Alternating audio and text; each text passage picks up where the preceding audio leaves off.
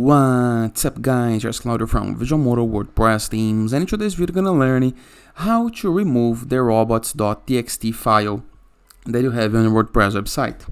Maybe for a couple of possible reasons you do not want this robots.txt file any longer.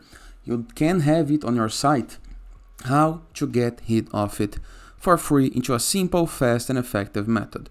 This is what we're gonna learn in this video, but before I can continue, please take a moment to hit the subscribe button, like this video and share this content with a friend of yours. You have no idea how much that helps us.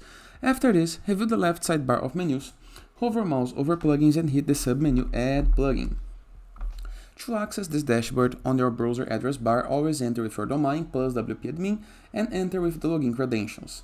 After, once on plugins page, review the upper right corner of your screen, right here on search plugins and type File Manager.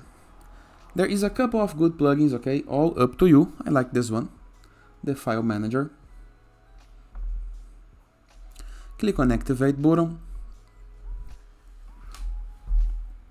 Now, if you review the WordPress left sidebar of menus after scrolling down, next to Settings, you're gonna be able to find WP File Manager. Click on it. This is gonna let you to access you can close this tab, okay, by clicking into the X button. You're gonna be able to see the WordPress files. And right here, all we have to do is find the robots.txt. You can search for the files, but normally into public HTML, we have robots.txt. All we have to do is get rid of it by deleting this file. Are you sure you want to permanently remove items? This can be undone.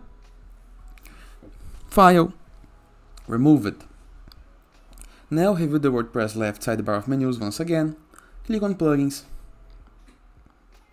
You can deactivate the WP File Manager and you can delete the WP File Manager. No needs for use it any longer. And that is.